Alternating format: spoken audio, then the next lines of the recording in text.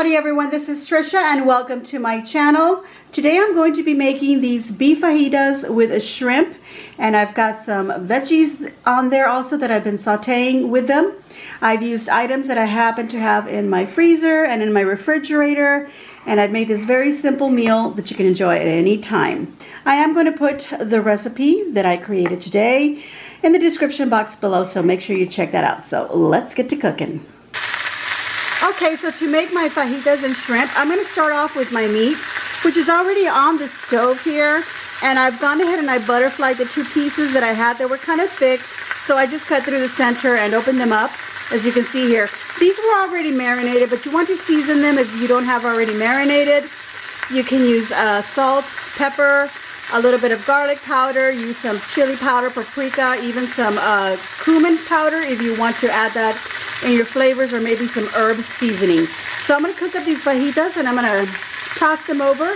I need them to cook about 3 minutes on each side. I don't want them overcooked, so we're going to keep an eye on this.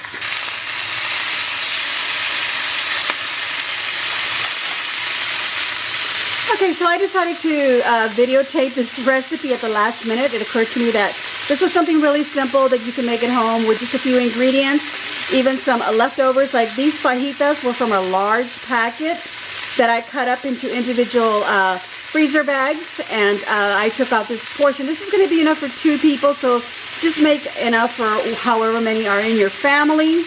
You could cut these up instead of just cooking them like this. Okay, so here I've got a plate of some chopped vegetables. I've got a small onion here that I've chopped up completely. I have 2 Roma tomatoes that I've chopped. Here I have about 6 stalks of asparagus that I've cut up into pieces like that. Like I said, use whatever you have in your, as far as vegetables, whatever leftovers you might have. This is some asparagus that I didn't want to go bad, and it was still nice and firm, but if I waited any longer they might go bad. And then I've got some bell pepper here. I had a little bit of red and some yellow and a little bit of orange that I chopped up to put in my freezer, but I'm going to use a little bit for this recipe to give it a really nice fajita look. And then I've got 1 lime here. Okay, so I've pulled out the fajita bits and I've gone ahead and I'm cutting them into little strips. As you can see, they still have some blood, so this is pretty much a rare cut here, almost a little bit more than, you know, a little more done than just rare. But I'm going to go ahead and cut these up and I'm going to save them for last. In the meantime, I have my pan that I had cooked them in. It's got still some fat in there. If you feel like you don't have enough, you can add a little bit more. So I'm going to go ahead and add the onions, the bell pepper bits, and the asparagus into the pan and get those cooking. Okay, so I'm going to saute these vegetables. I have them on a medium to low heat now, and I'm going to saute them just so that my onions get a little bit translucent. I don't want to get them all too brown, but if that's what you like, go ahead and do that. But I do want my asparagus to also get cooked, but I don't want it to get mushy.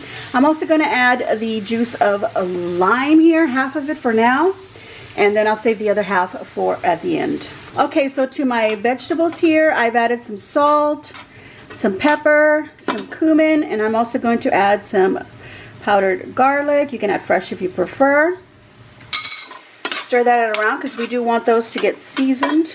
And of course I added the juice of half a lime in there already. Okay, so I'm just going to let this continue. Just sauteing for a little bit. Like I said, on low to medium heat. I'm going to continue cutting my fajitas into strips.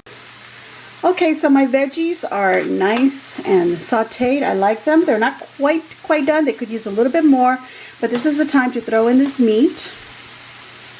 And get it all in there. These other pieces are pretty well cooked. So I'm just going to throw them on top. And then I'm going to throw in the tomatoes that I still had on my plate right here. Toss those in. And then just stir them around a little bit and get the flavors from the other veggies. There we go. Okay, so now I've got some shrimp that I'm going to throw in there as well. Okay, so my vegetables and my fajitas, I've been here sauteing just a little bit, and I did turn off the heat for a little bit, and now I've got it back on, and I've gotten my shrimp. This is the package that I got. This is a salad shrimp. You can get any shrimp you want to use. If you have fresh, well, that's even better. They were frozen, so this is an 8-ounce bag, and I'm only using 4 ounces of it, and I defrosted a little bit in the microwave because These don't really take much time to cook, so they're pretty good here. I've just got the skillet going just to make sure that you know, I do get a nice little kind of cook on them. And then, well, they're already cooked, but still, I just want to get a little bit of a saute is what I meant to say. Okay, so now we're going to add this other half of a lemon. And you can season it even more if you want. I think I'd like to add in some chili powder and some paprika, and this will be ready, you guys. All right, everyone, so this is my beef fajita and shrimp. And I think it looks really good with this lovely vegetable saute here. I used ingredients that I happen to have in my freezer. So really anything that you might have that are leftovers, just put them together and make a beautiful meal just like this. Put all the love into it and you'll see that it'll be really delicious. So I'm going to grab myself a little shrimp here with some of these vegetables. It is delicious with that lime in there. You really need to get that in there to give that little tang. And it is so delicious. All right, everyone, I hope you enjoyed my recipe. I'm going to give myself a big old thumbs up, and I hope that you too will give me a big old thumbs up. So leave a nice comment down below and let me know what you're cooking during this time and how creative are you getting.